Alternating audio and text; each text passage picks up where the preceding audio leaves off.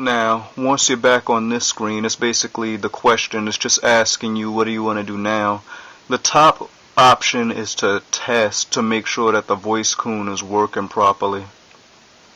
The middle one is if you want to change your settings, like if you're not satisfied with what buttons you assigned from the remote to the voice coon, so you can change that there. And the bottom option takes us back to this menu in case you want to set your 0 through 9 and 10 plus buttons again. And when you do that and everything's set up properly, you'll have to make sure that the voice coon is facing the sensor on your CD or DVD player. You're honestly not really supposed to use a DVD player, I believe we said that before, but yeah, the little pamphlet we got that came with the game shows like one of the old boombox type stereo systems that may have a CD player, but to be honest, I don't really remember those having remotes for them. I mean, they probably do, but it's been over a decade since I've seen one of those. So yeah, we use our DVD player, and you make sure it's facing that because it's going to send all the signals you taught it and send it to the thing, so you can use your SNES controller and it'll send signals. Now, the interesting thing about the voice coon is it's auto registers for stuff. In other words, you program the stuff and you can use the remote to help you out, but the voice coon is supposed to do some of the work. And let me show you what I mean. Now, if you notice, we're not using the remote at all. We're gonna start the game up and show you what happens. It asks you if about the CD and CD1, if it's in the drive, please put it in or whatever. Checks for the CD again. Now, the game boots up. And if you notice, it plays the music on its own by sending a signal to the CD player to play automatically on cue when it's supposed to play for this. Now, we got the sound going through the dazzle, because I mean, this DVD player doesn't have speakers, it doesn't play sound on its own. But, I mean, it's pretty high quality, really, and it's a good way they did that. It was a clever way to work around cartridge limitations, which is why a lot of people praised it at the time, particularly the Yomiuri Shimbun, or the Daily Yomiuri. I mean, it would be interesting if other games did do stuff like this, but I could see quite a few problems with it. But it's a lot like those old audio books you had when, like, people like me had when I was a kid. I would turn the page while it plays the music and plays out the story for you. It's a lot like that, to be honest, except it does a lot more of the work, like it flips the pages for you and stuff. Oh, and if you could see the screen, I should also talk about this game's impressive blistering 5 frames per second. I mean, 5 frames per second of animation, which just, I mean, it sounds like nothing by today's standards before a cartridge to do that. Not to mention the resolution on these pics were really high for a cart-based system. Like, they take up pretty much the entire screen. Yeah, I gotta say, by playing what little I've played so far, a lot of the stuff, honestly, is comparable and looks better than many Sega CD games I've actually seen. As far as the overall quality, I mean, yeah, the frame rate probably isn't as high as, like, pretty much most, if not all, of the Sega CD FMV games. But the clarity, how clean stuff is, it's like really great for a SNES game, and Famicom game. I gotta say, the audio that the game came with, it's like Red Book quality to me. Like, if you can hear that really good, I mean, that's not even as loud as it can be, it's just really rich sound.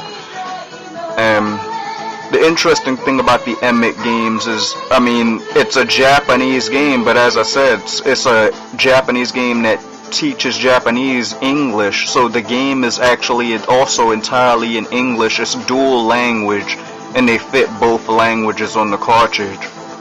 And what's most amazing about it is they went through the trouble to actually get English voice actors to voice the entire game in English, so you have the entire game in Japanese with voiceovers and the entire game in English with voiceovers. except for the opening and ending theme, because it's basically the same thing, but it's only in Japanese. But all the rest of the game is pretty much English and Japanese. And there's also a Japanese, you can also have scripts when you're playing the game as well. And you'll see with the game samples we put up, because we're going to put up videos for these, that we'll have videos of the English voiceovers and videos of the Japanese voiceovers with English subtitles. And as we know a little bit of Japanese, we could tell you right now that the Japanese and English things, like the subtitles, they're not exactly 100% accurate. They'll omit things like the word but to like save on space for text and stuff. Yeah, like they'll say demo, which is like but the script won't reflect that. It'll just, you know, it won't say but, it'll just say whatever the statement is minus but. Now, I'm just real quick also going to give a little brief overview of the basic story behind Emit. Now, the reason I say it's call it Emit rather than Emit is because the game stresses the philosophies and principles of time. It's about time travel and stuff.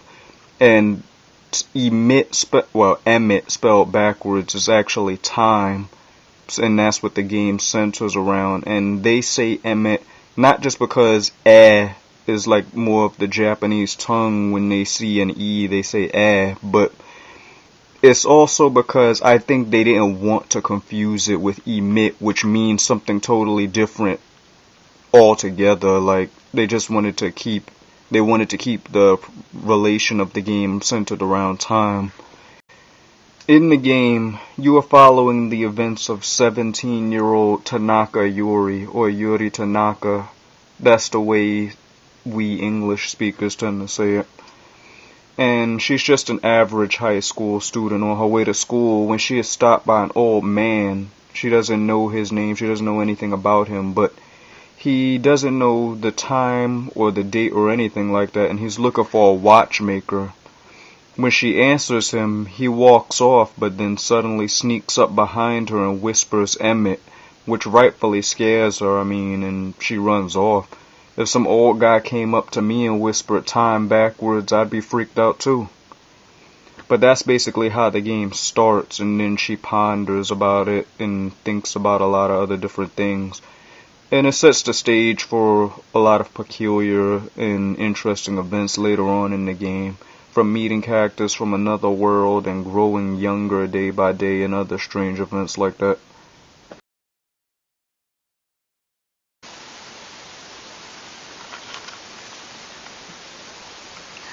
Now, as far as the Super Famicom version is concerned, the technology behind it didn't come cheap. The game with everything retailed for 14,800 yen, which is the equivalent of $120 on a good day. I'm not trying to think about the conversion rate by today's standards, since I went to a currency conversion site and it told me that the same yen equivalent of 14,800 yen is equivalent to about $160, but I don't know just how accurate that is or not. Now, since there was 3 games in the series, you'd be looking at $350 or so for 3 games back then, in terms of the US dollar. Koi also released the games without the voice coom, some packaging anyway, and in a value set for certain other systems. But it was still expensive. The Super Famicom games, however, as you could imagine, because of their more proprietary technology, they didn't have a voice coom for other systems that I'm not aware of. I don't see why they would. So they were released in pretty low quantities. I found the whole set on eBay auction, surprisingly, and won all 3 games for about $60, $70. And I've been looking for the whole set. I didn't want to buy just any one game because I wanted to know what the whole deal was behind the games. It doesn't show up too often. And, well, that's basically it. That's all I really got to contribute to this. I wanted to demonstrate this because it's a real pain in the ass to have to figure this out on your own. I know it was a pain in the ass for me. That's why I made the video demonstrating the basic functions of it. There was no tutorial websites that actually demonstrated or showed you how to get this up. At least I couldn't find one. And this is Vice the Determined speaking, and Belkane the Eternal, good cameraman, is holding the camera, getting you that good crispy footage. And well, thanks for watching, YouTubers. Take care.